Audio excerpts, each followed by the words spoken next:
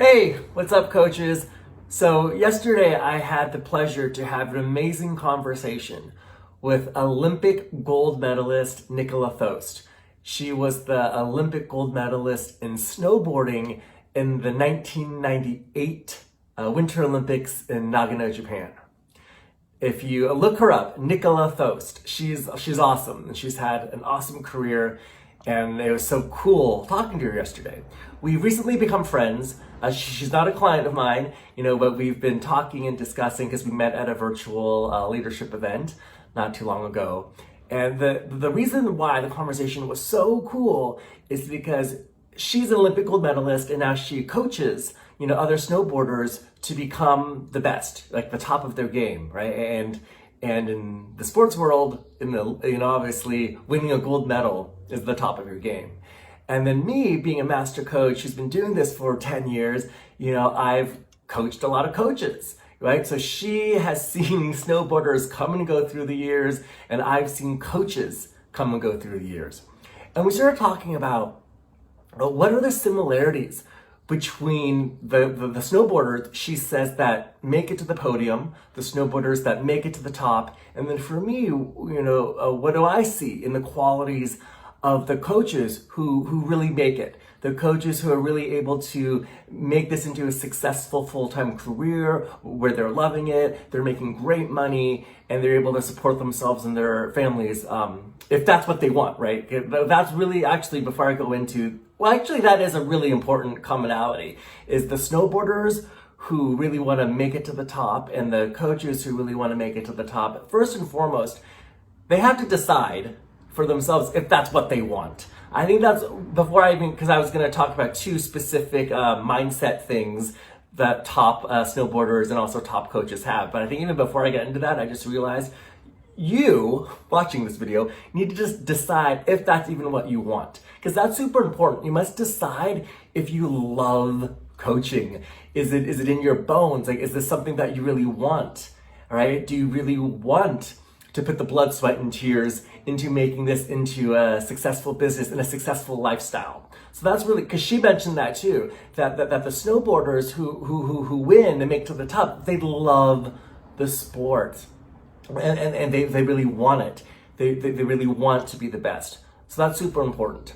So that is probably, so I guess that there's three commonalities between snowboarders who make to the top and coaches who make to the top. So that is one of them, is you must really be honest with yourself if this is something you really want and if you really love it. So in my conversation with Nicola, we started talking about other things that she finds in common, we find in common about, gold winning snowboarders, and for me, coaches that make it to the top, and even master coaches. I am one of 1,100 master coaches in the world, and I say that not to be boastful, but to give you some credibility that I've been doing this for a long time, and I have thousands and thousands and thousands of hours of experience that I put in the work. So the first commonality that we saw between the snowboarders who make it and the coaches who make it is the mindset, right? It's all about the mindset in terms of wanting it for the long term, that long-term mindset, right? So she even said that the snowboarders who go into snowboarding, they like it, it's fun, they love snowboarding, they get to hang out, with their friends, they get to see exciting parts of the world, and that's cool. If that's what they want, that's great. But she notices the snowboarders that really make it to the top, they're in it for the long game, right? And I'm calling it the long game mindset, or the 10-year mindset. And that's true for the coaches I see that really make it. Is their mindset from the get-go is, I'm in it for the long game. I'm in this for at least 10 years or more. I'm in this, I want to do this for the rest of my life. That's important.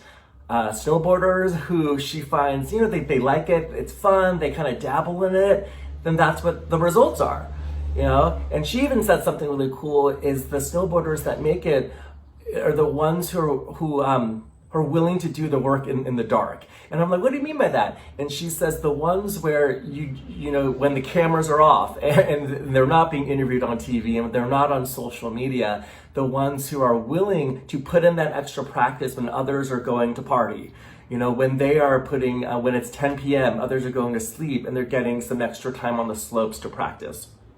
So that's the same thing for coaches. This idea of the 10-year mindset of, building something from scratch day in, day out, and approaching it that, I want to do this for the long run. I'm in this for the long game. And that's not to say we don't know what's going to happen in 10 years, right? Nobody has a crystal ball but this idea of the mindset of approaching it from this viewpoint of, I want this for the long term. I want this for the long game. That makes a huge difference. So for coaches who kind of dabble in it, kind of put their toe in, that's the result you're going to get. And that's fine if that's what you want. But if you are saying that you are a coach who wants to be really successful, who wants to make it, you have to go into it with this long-term mindset and not this, let me see what happens in a year and I'll make a decision then. I mean, in a year from now, you can do whatever you want. But if you go into it with the mindset of, I'll see what results I have in a year and I'll go from there, you are setting yourself up for failure. Honestly, if you want to set yourself up for success, it is this mindset of, I'm in it to win it. And for snowboarders, literally, I'm in it to win that gold medal. And whether or not they win the gold medal or not is not the point. And I'll go into the second, commonality in a second. But for coaches, it's the same thing. It's going into it with the mindset of this is a lifestyle that I want for a long time, right? It's this long-term mindset. So I want you to ask yourself, am I in it for the long game? Am I in it for the long term? Do I love this so much that I can do this for 10 years plus? And once again, it doesn't mean you will be doing it 10 years. Who knows what will happen? But you've got to start with that mindset rather than the dabble, let me see what happens mindset. Because you are definitely setting yourself up, for failure that way. So you got to make that decision. Are you willing to have that mindset of this is what I want for the long game? All right, number 2. So that's a good segue to number 2, what Nicola and I were talking about. Was that when coaches have that mindset, or when snowboarders have that mindset of I'm in it for the long game, what ends up happening is you gotta love the journey as much as the destination. In fact, I would argue you gotta love the journey more than the destination, right? For coaches who have been doing this for a while, that we always talk about it's about the process, not the outcome, right? But it's a good reminder about building a successful coaching business and a successful coaching lifestyle. That although you might love coaching, and as I love coaching when I'm in a session and I'm dropping truth bombs in my sessions and people are having aha moments left and right, that's awesome. But if you've been doing this for a while, coaches, you know that actual coaching is the least amount of work that you do. Most of the work that you do is the journey. Right? Creating content, creating clients, creating networks, creating videos, creating Facebook groups, networking, writing blogs, all of that stuff is pretty much, if you're familiar with the 80-20 rule, it's like 80% of your time is creating and 20% of your time is actually coaching, right? So if we think about the 10-year mindset, or think about it, the 10-year mindset of, really doing this for the long term for 10 years, it's like 2 years of that is really going to be actually coaching, and 8 years of that is actually putting yourself out there, working on your business, creating the content, creating the clients. So do you love the journey of coaching more than, or just as much as, if not more than, coaching itself? You gotta love the journey. You gotta love the path. And part of the journey is rejection day in, day out, not knowing what you're doing, tons of uncertainty, fear of judgment, fear of failure, fear of success, being laughed at by your friends, being hung up on people, friends and family not have any idea what you're doing, people thinking, are you a therapist? Are you a consultant? Do you give advice? Like all of that, day in, day out, a decade in, I'm still getting this. So you gotta learn to love the journey. So you got to ask yourself that too, coaches. Like, 1, do I have the 10-year mindset? Am I in this for the long game? And can I get into that mindset? And 2, do I love the journey of creating, more than the actual outcome? So that's something for you to ponder, coaches. I would love to hear what you think.